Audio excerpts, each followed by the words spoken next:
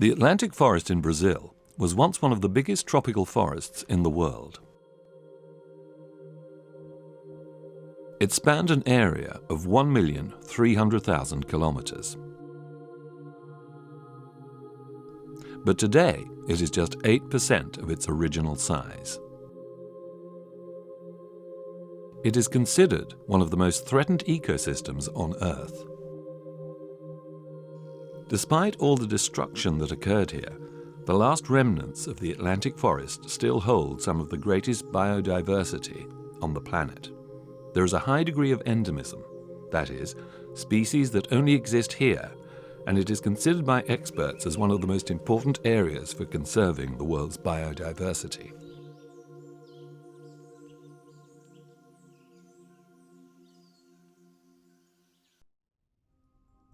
Located in the southeastern Brazilian state of São Paulo, with a length of 300 kilometers, the Serra do Mar State Park is the largest Atlantic nature reserve on the planet, and it plays a key role in the preservation of this kind of ecosystem. Because of its size, it is divided into 8 regions. They are Itureiro,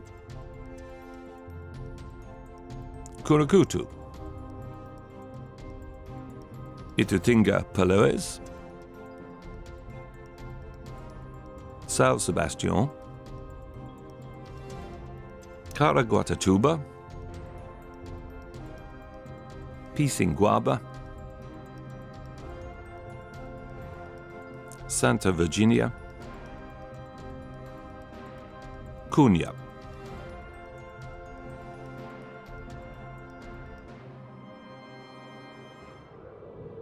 These steep cliffs that geological forces created 80 million years ago have helped to ensure the protection of a wide variety of ecosystems. They have preserved an important sample of the impressive historical Atlantic forest for future generations.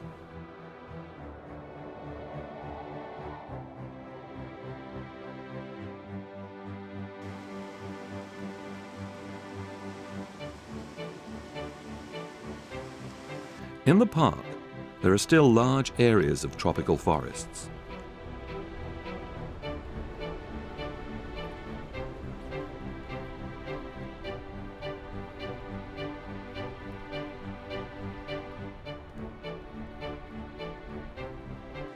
Coastal plains,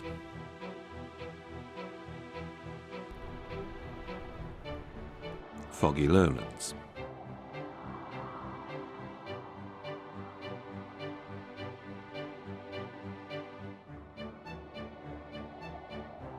Marine ecosystems, such as mangroves and almost untouched beaches. In part of the park, in the Pissinguaba region, the national park protects 5 beaches. Fazendas Beach, Camburi's Brava Beach,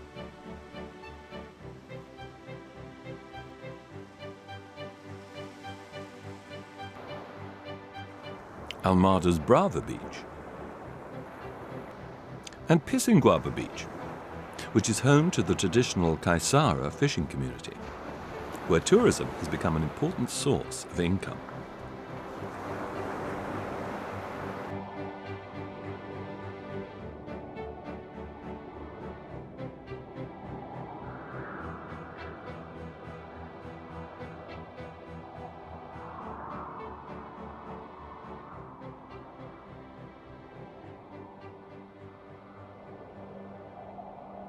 Here, a gang of black-headed vultures have found a stingray carcass lying on a beach. These animals play a key role in the balance of this ecosystem, keeping the environment where they live clean. Disposing of everything from carcasses to bones, they are responsible for eliminating 95% of dead animals. As a result, they help prevent the spread of diseases, eliminating bacteria that could make other wild animals ill or kill them.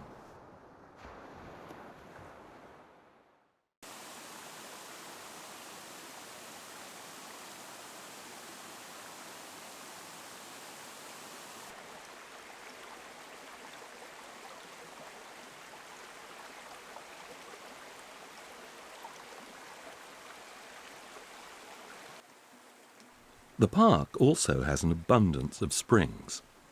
At the top of these mountains, in magnificent green valleys, crystalline water spurts out from the earth, transforming into creeks, streams, and rivers that ensure the water supply for millions of people in southeastern Brazil.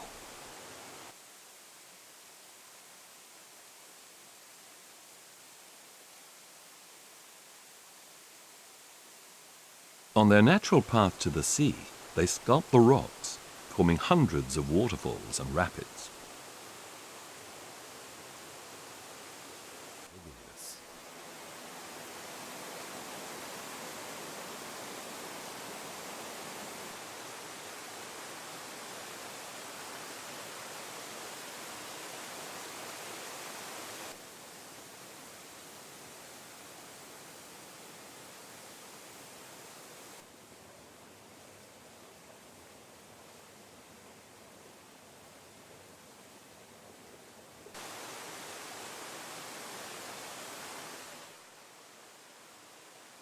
These waters are the perfect habitat for species such as the Brazilian snake-necked turtle, an endemic species from the Atlantic forest, which can be seen in rocky streams and at the bottom of shallow, clear water ponds in mountainous areas. And Hylodes genus toads that only live in the Atlantic forest. They are popularly called torrent frogs, and 25 different species have been discovered so far.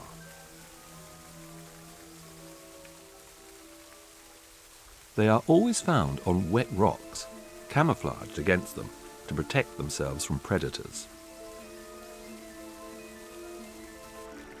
Because the running water around them is very loud, the males produce a shrill call that can be heard over the surrounding noise, and they also exhibit visual signs by raising and waving one leg. The calls and visual signs are the Hylodes species' main ways of communication, and the males use them to defend their territory from intruders and attract females.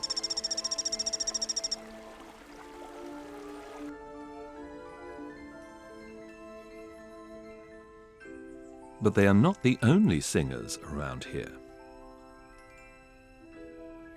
Each species has a unique call, which is used to attract females during mating season. These calls are a way for males and females to identify others from the same species to avoid hybridization between different species.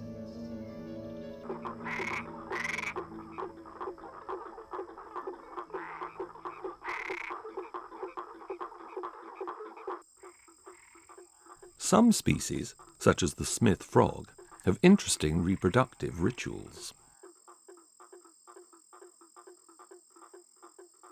In the summer, the males build nests shaped like pots on the edge of ponds and dams and guard them bravely from other males. From these nests, the male starts to croak, attracting females of the same species.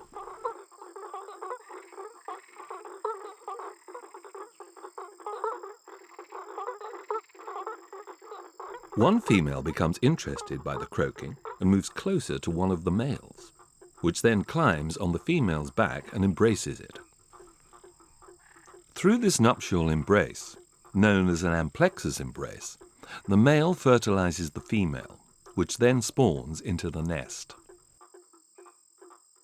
The tadpoles mature in the nest, and when the rains flood the nest, the tadpoles move into the larger body of water, where they complete their development.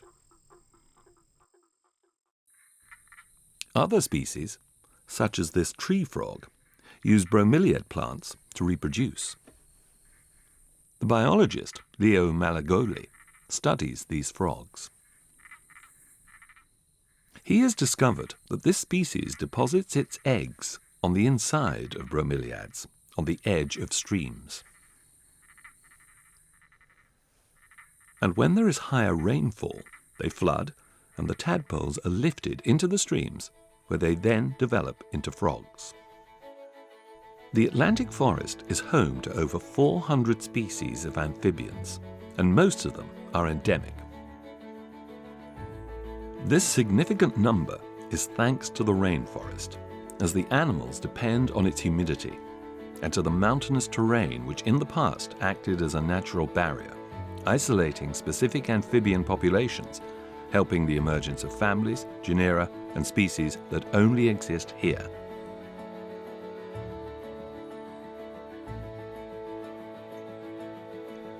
There are approximately 200 species in the Serra Park, one of the largest amounts of different species in one area in the world, and almost half of the total of the biome. This number continues to grow every year as new species are discovered.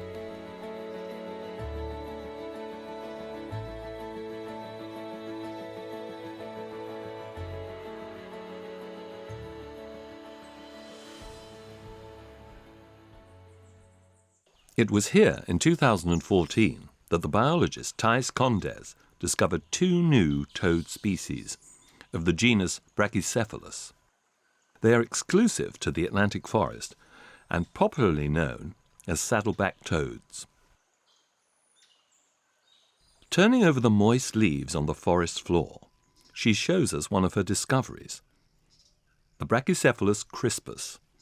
So far, its only known habitat is a mountain in the Cunha region of the park. The park's hilly landscape and low-lying forests create great differences in altitude, which contribute to the variety of different Brachycephalus toads. They are extremely sensitive, feeling slight temperature differences between mountains and valleys, and they are not very mobile, so they cannot move from one mountain to another.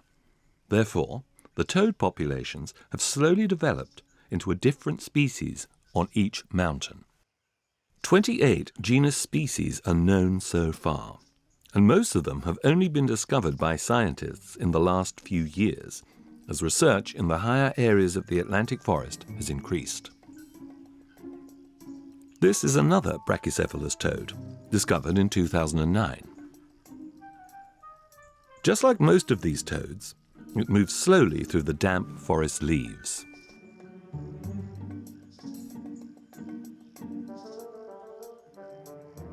Its yellow or orange colors are associated with the presence of chemical compounds, similar to tetrodotoxin, the same toxin in pufferfish. No studies have yet been conducted to find out which of the Brachycephalus toads have these toxins, or its function in these animals. These mini toads are among the smallest land vertebrae. Their size in adulthood does not usually exceed 2 centimeters in length. They have a number of features associated with the evolutionary miniaturization process, such as the hyperossification of skeletal elements and the complete loss or reduction of digits and phalanges.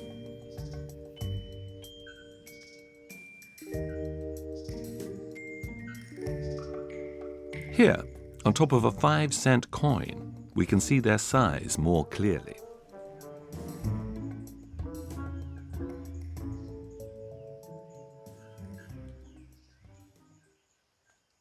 The males, which are smaller than the females, use calls to attract partners, and also much more aggressive noises to defend their territory from other males.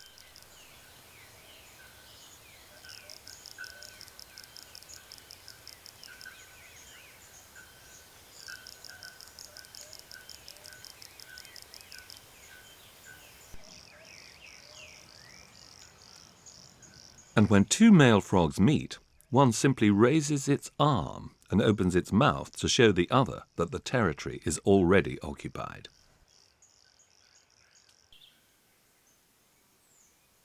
Down on the forest floor, this tiny toad is having some difficulties.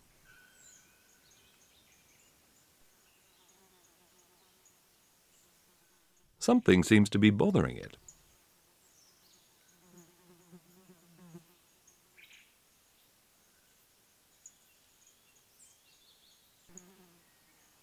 A fly is tirelessly chasing it around the forest floor. And here we can observe for the first time some rare behavior. The fly is using the toad as a host for its larvae.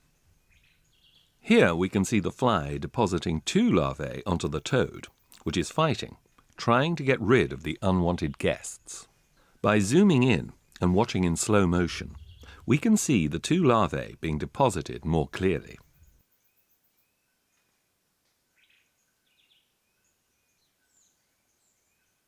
The toad managed to get rid of one of them, but the other larva will probably manage to survive, causing the toad a lot of discomfort until it develops into a fly. The larvae are deposited in the amphibian's soft tissues, and as they grow, they consume its flesh. Amphibians face many other dangers around here. They are on the menu for a wide variety of snakes.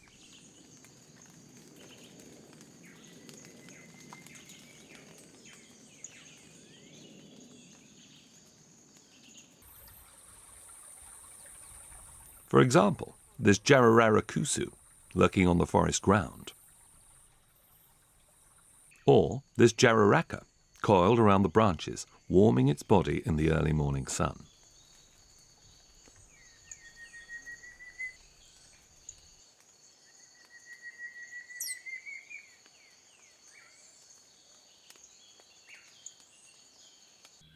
Within the whole of the Atlantic forest, there are approximately 1,020 bird species, 188 of which are endemic.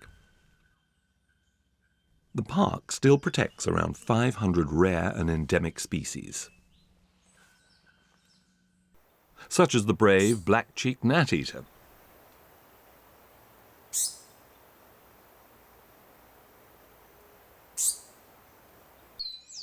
the lush Brazilian tanager,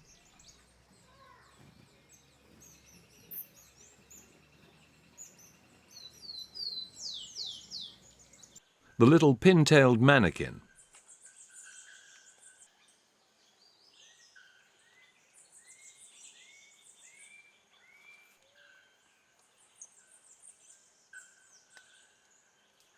and the endangered bare-throated bellbird, which has one of the most powerful voices on the planet.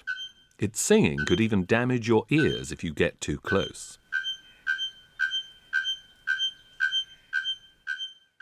These forests still hide many secrets.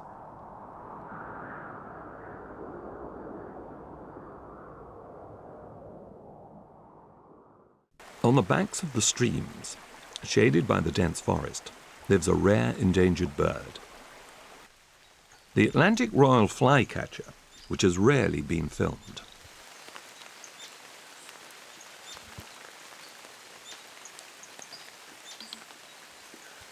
It is endemic to the Atlantic forest and inhabits a small area that extends from the state of Santa Catarina to the state of Espirito Santo. This bird is very sensitive to environmental deterioration and needs undisturbed surroundings to survive. It inhabits the outer parts of the forest and is a patient predator. It stays poised on small branches for long periods, looking for prey.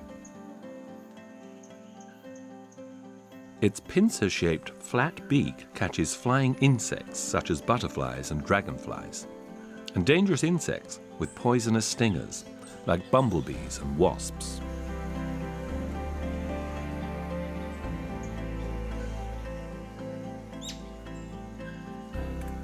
After capturing their prey in the air, they return to their perch and bang it against the branch to get rid of dangerous stingers or large wings.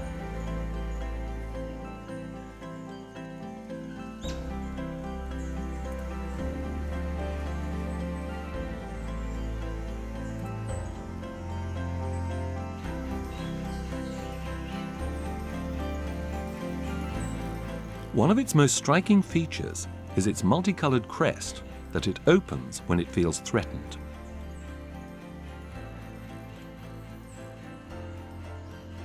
It is a spectacle that lasts only a split second, but its beauty is still enchanting.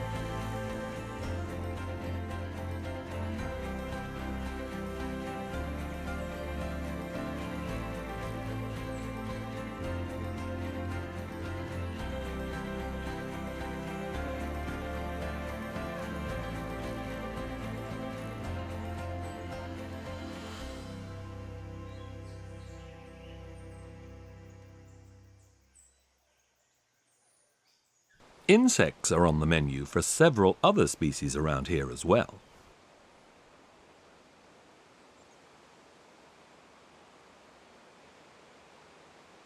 Like the Siricura trogon, a medium-sized bird with rich and colourful plumage and a wide variety of colour combinations.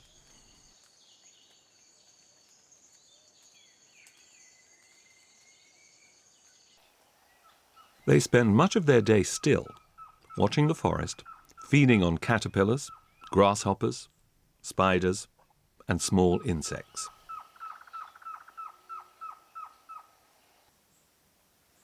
Its melancholic call sounds like a single repeated note, and it uses it to mark its territory and attract females.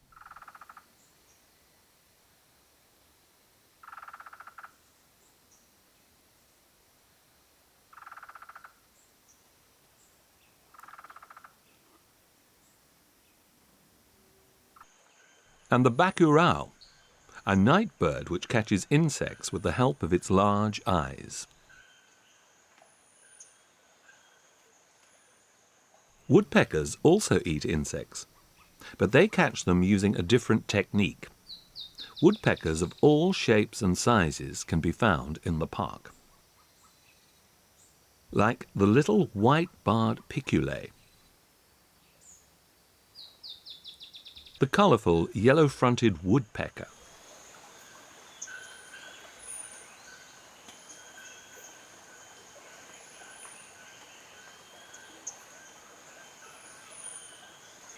and the great blonde-crested woodpecker.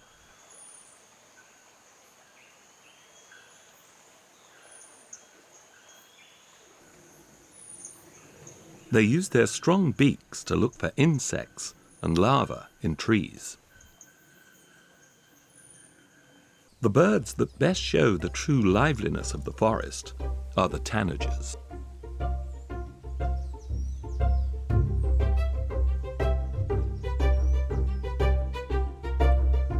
These small and agile birds are a real explosion of colour.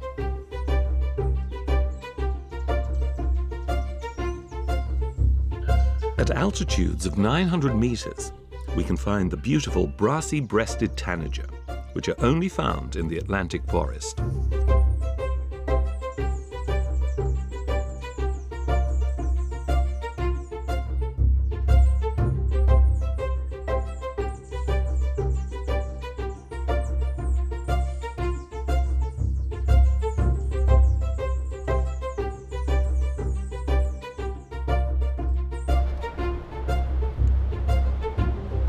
And in lower areas near the ocean lives the green-headed tanager.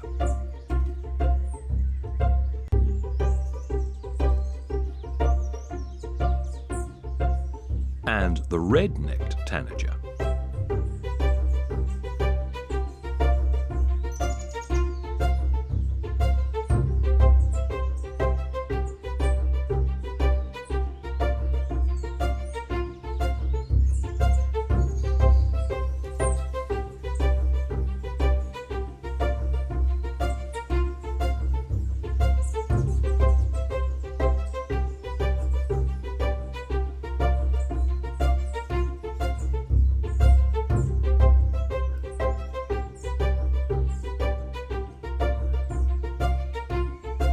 These two species are usually seen together, scouring the edges of the forest in flocks, searching for fruit and other delicacies.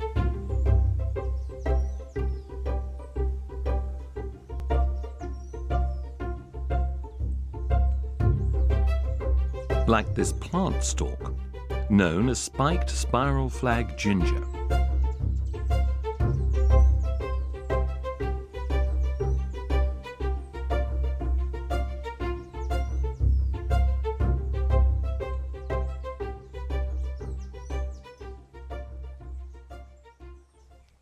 This bird is the shiny cowbird, and although it is not quite as beautiful as the tanager, it does have an interesting history. Unlike other birds, they do not make their own nests to lay their eggs. Instead, they lay them in other birds' nests, so that when they hatch, the other birds will raise them and feed them as if they were their own babies.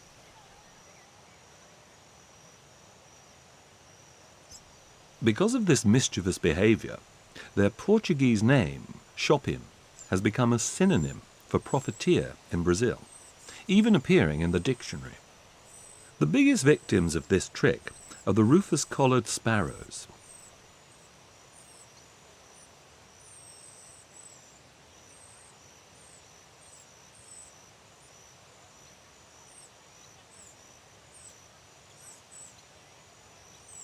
When the hatchlings are ready to leave the nest, they are already much bigger than the parents, as we can see here.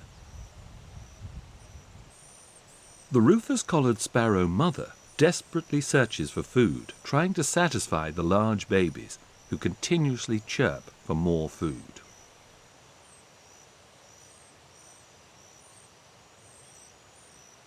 Luckily for the mother, shiny cowbirds begin to look for their own food when they are just 15 days old.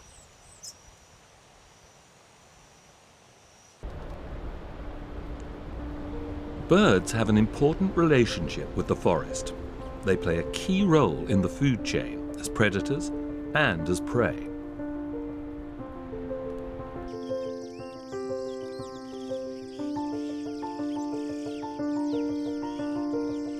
The infinite number of species in the park keeps the forest healthy, and they all actively participate in the food chain, eating the fruit and grains, helping to scatter the plant seeds, and maintaining the forest's diversity.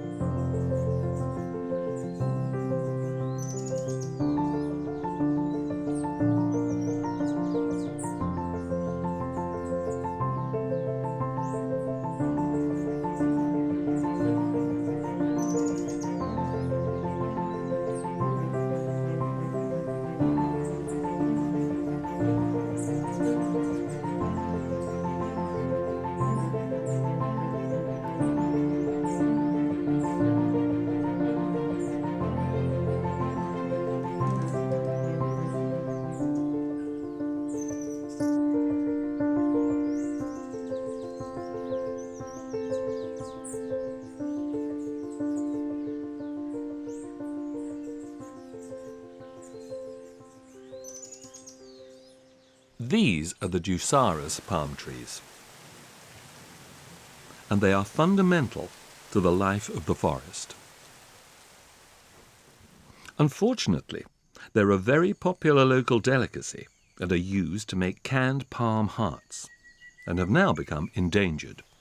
The production of canned palm hearts involves cutting the whole tree down, which means they die and cannot grow again. From September to January, these trees are filled with fruit and are the major source of food for many species. Like the red-breasted toucan. They enjoy the Jusaris fruit, and they also feed on arthropods and small vertebrates, often plundering the nests of other birds. These birds are excellent at scattering the palm tree's seeds. When the seeds are too big to digest, they regurgitate them after a little while and are usually by then in a different part of the forest. When the seeds are small, they make their way through the digestive system before being defecated.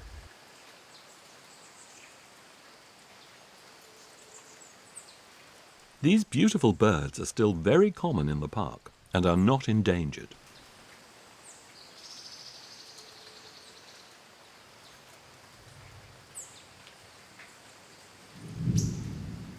Unlike the black-fronted piping guan, which has disappeared from wide areas of the Atlantic forest and is now at risk of extinction. They depend on virgin forests, almost completely undisturbed by humans, to survive, and live high up in the forests, in places where the jucara palm tree is abundant.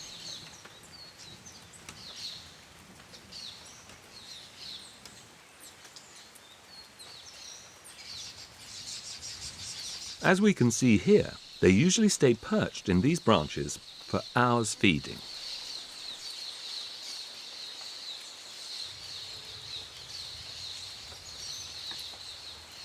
They are big birds that can weigh up to 1.4 kilograms.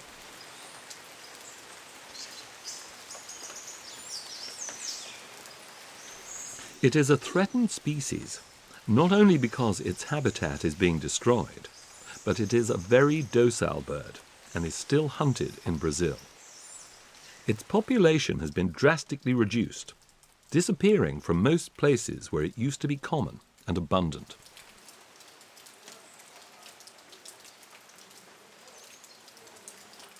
Unless something is done, it could become extinct in just a few years.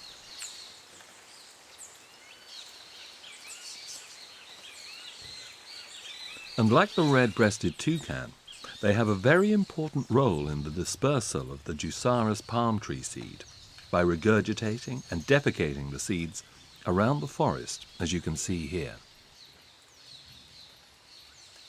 The maroon-bellied parakeet also enjoys the fruit from the Jucara palm tree.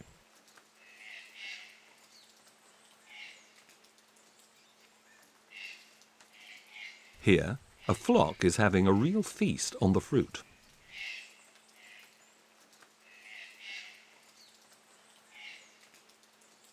Just like the plain parakeets, they eat fruit from the forest as their main dish. And this parakeet is enjoying a good meal from a guava tree.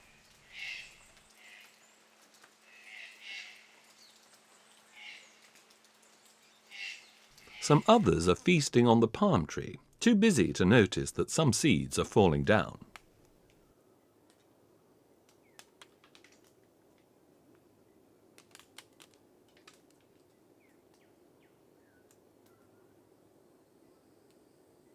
The channel-billed toucan also feeds on fruit, but they have a much more varied menu. They are predators and hunt other species of birds, like plain parakeets.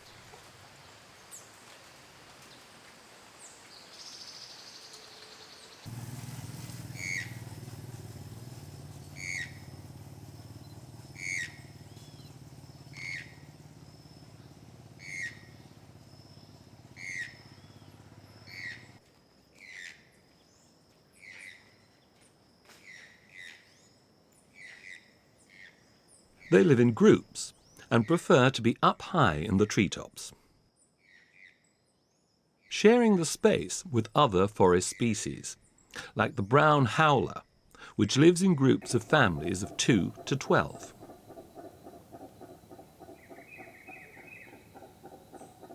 They move slowly through the treetops, spending much of their day resting, taking part in social activities.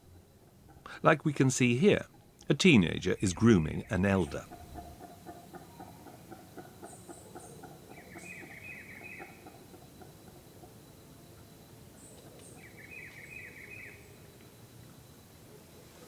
They feed in the morning and in the late afternoon.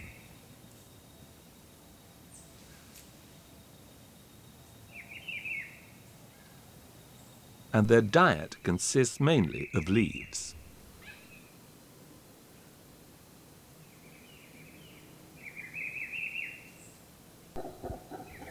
They use their tails as a fifth limb, leaving their hands free to feed themselves.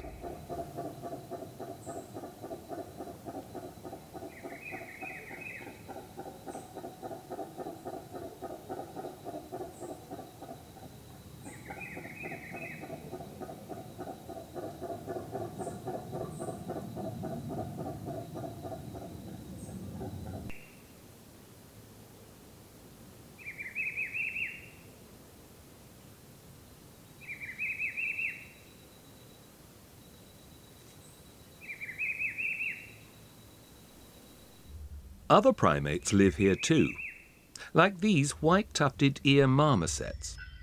Despite their endearing appearance, they are an invasive species which originate from other regions of Brazil. They used to be common animals to have as pets, and when they were released into the wild by their previous owners, they adapted very well and have spread over wide regions of southern and southeastern Brazil. However, a species of marmoset already exists in the area, the buffy-tufted ear marmoset. An endemic species from the region that was already at risk of extinction due to the destruction of its habitat.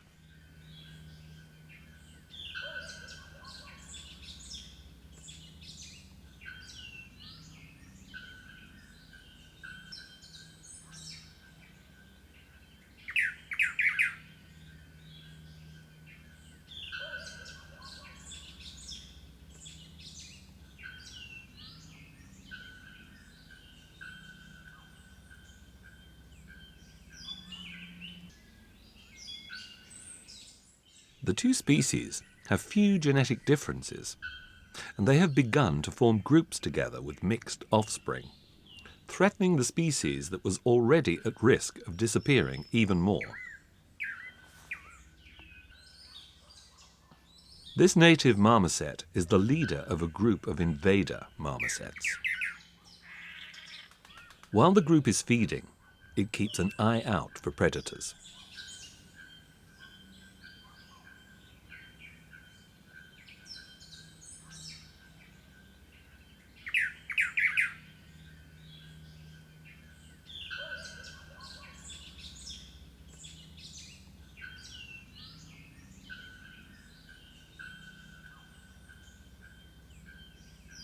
It warns the others with these high-pitched sounds when it sees danger.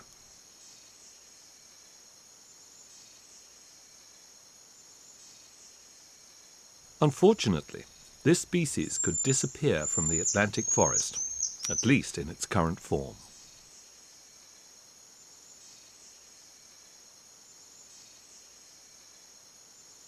The Atlantic forest has more plant diversity than some continents, like Europe and North America.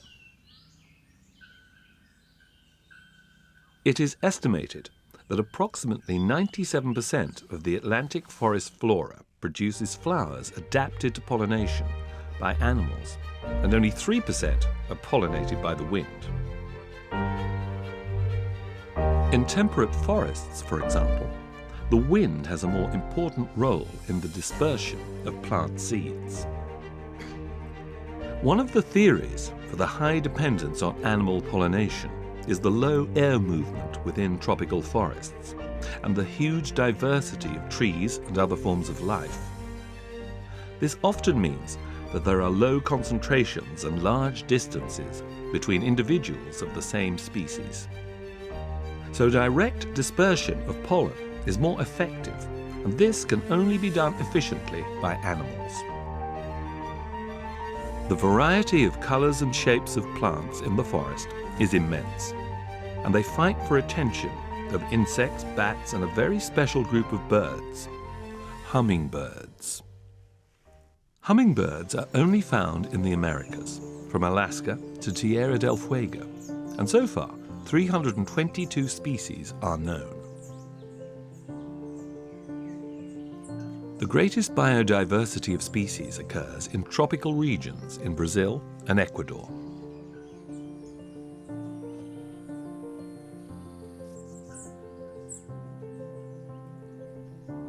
And the park is home to about 20 species.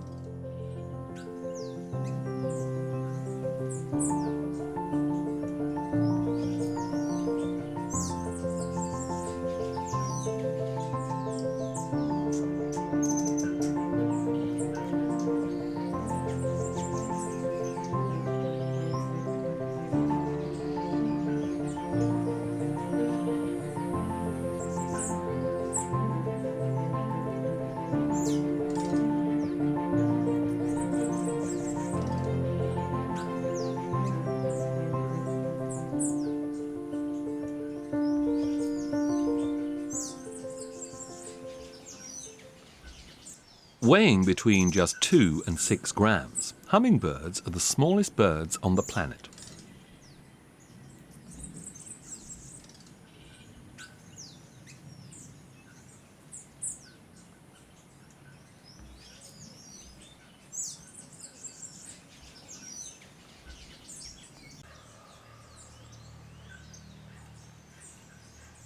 They have an underdeveloped sense of smell, but extremely sharp vision.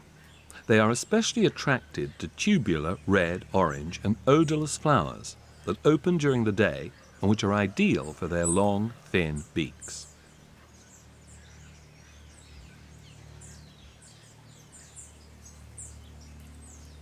Carlos Cojino is a biologist that conducts studies about the plant pollination in the park.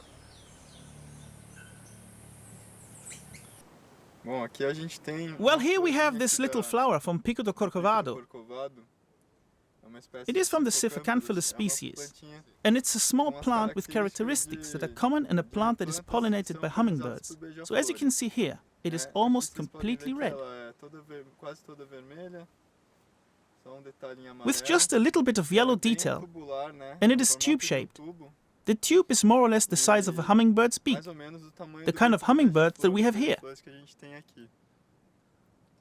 And here in the Atlantic forest, in general, we have a lot of species with the same features, and the hummingbirds are vital to their pollination and reproduction.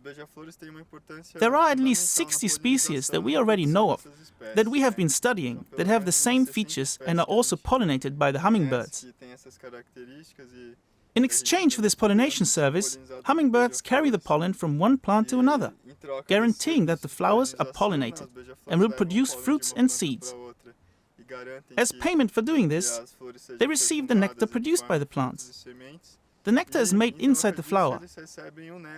In the case of this flower, the nectar gathers in the bottom of this tube here.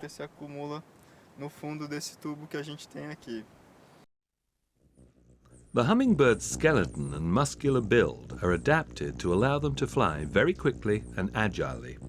They are the only birds capable of flying backwards and hovering in the air. The speed that they bat their wings is very fast, and the smaller species, like the little festive coquette, can flap their wings at up to 70 to 80 times per second.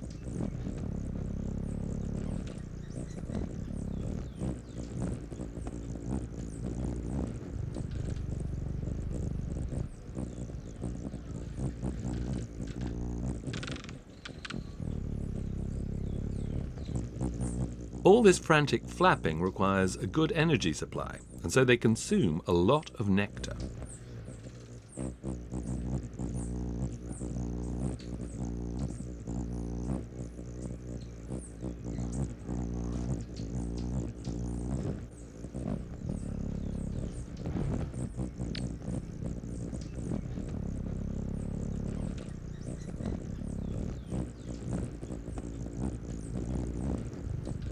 This tree with chandelier-shaped flowers is called a coral tree. It is one of the most beautiful trees in the Atlantic forest and loses its leaves completely during the flowering season. Its flowers are very tasty and attract several animals which enjoy their nectar, like the blue dacnus and the banana quid. which are very common around here and really like to indulge on nectar, fruits, and little arthropods. With their curved and sharp-pointed beaks, they can perforate the base of the coral tree's flowers and reach its sweet nectar.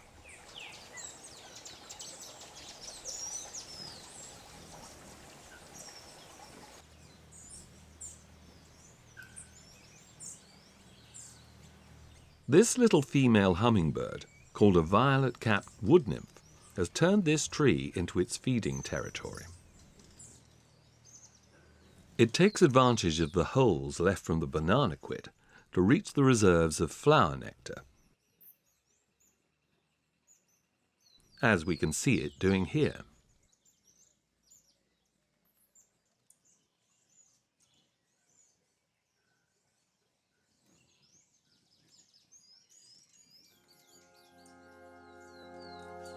Just like most of the species around here, it is very territorial and staunchly defends its feeding territory.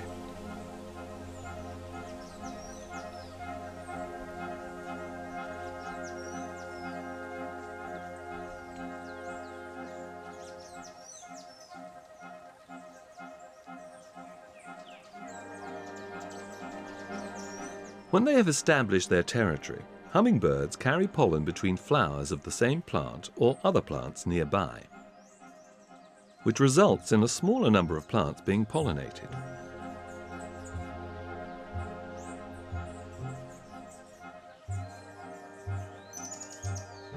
They usually stay perched on branches, observing the environment around them, looking for intruders.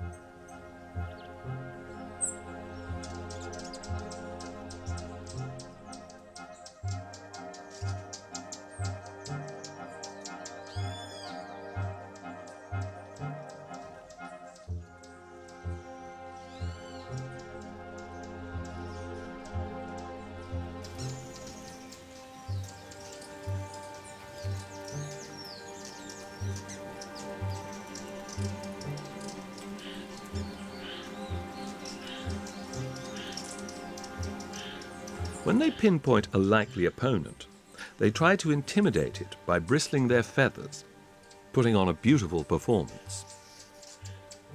This sombre hummingbird looks like it has identified an intruder.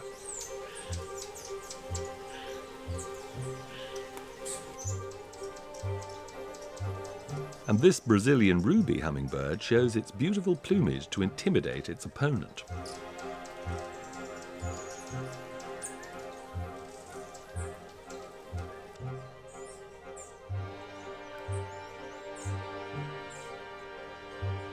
The swallow-tailed hummingbird is extremely aggressive and one of the most common species in the park. But on this occasion, it seems like another hummingbird from the same species has stolen its precious perch. This little one is called a festive coquette, and besides being one of the smallest hummingbirds in the park, it is very agile and doesn't back down from a fight. Carefully watching its surroundings, it bristles its feathers, trying to look bigger and frighten its opponent.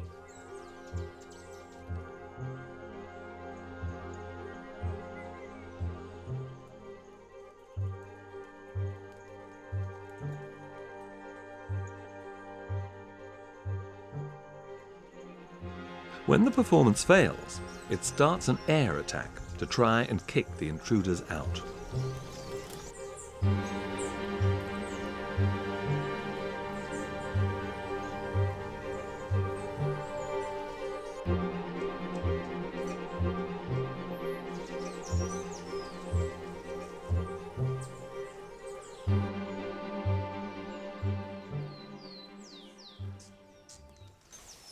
The saw-billed hermit is different from most other hummingbirds. It is not territorial. It passes through many feeding routes and is able to visit more than 200 flowers per day. It prefers the bromeliads flowers and is one of its main pollinators. And this one has some babies.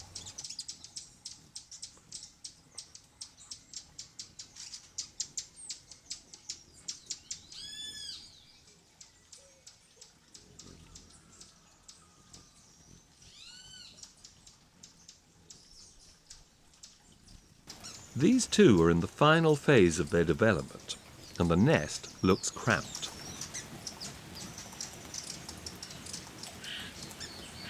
One takes advantage of the lack of space to train its wings that it will need to use soon.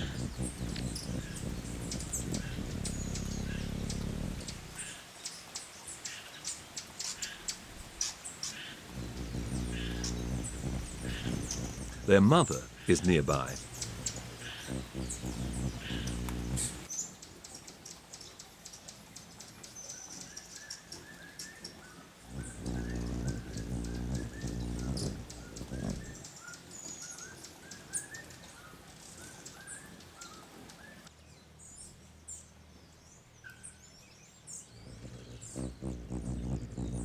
When the mother returns to the nest, the babies become excited, hungry for food, and one by one they are fed with the precious nectar.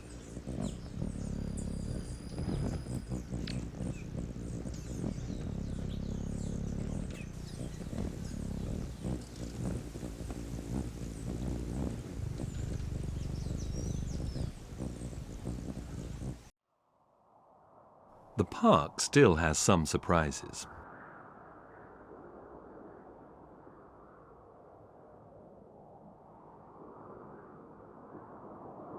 In the Curucutu area, which is partly located inside the city of Sao Paulo, there is a unique plant almost unknown just a few kilometers away from one of the biggest cities in the world.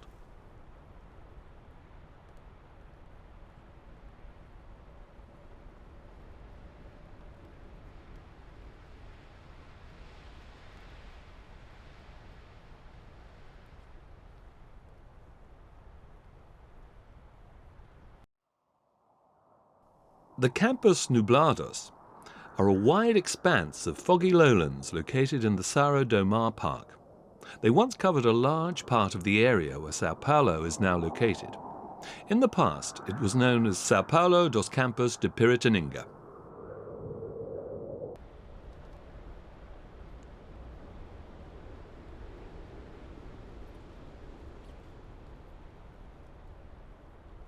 Despite its unfertile soil, these fields are almost always covered by a humid fog that comes from the sea, creating rich biodiversity.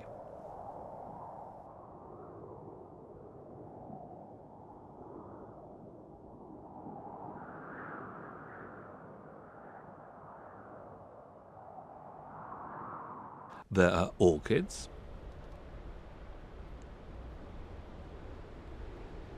trees that are unable to grow properly and look like natural bonsai because of the lack of nutrients in the soil.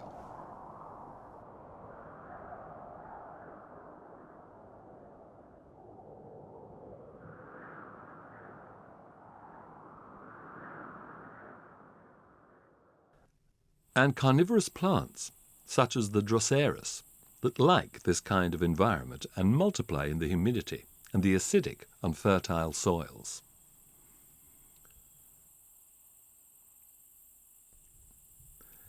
Its tentacle-shaped leaves are covered by glandular trichomes that secrete a slimy substance that attract little insects which they eat. Insects become stuck in the sticky traps where they die and are slowly digested. The nutrients of their bodies are absorbed into the leaf's surface.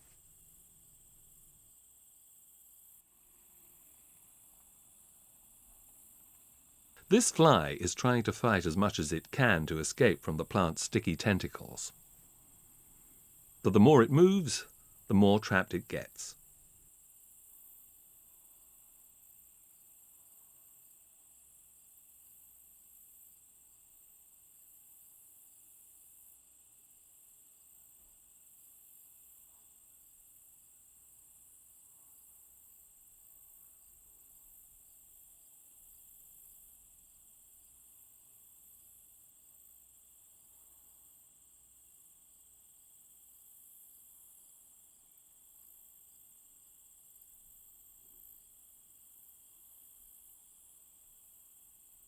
The pinus is an invader plant that is very well adapted to the weather in this region, and today it has become a great threat to the Campos Nublados.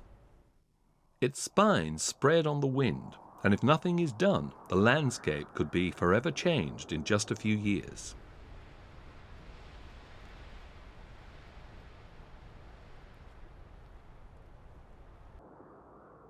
The forest has significantly reduced in size, and we have a duty to preserve the real treasure that is the Atlantic forest.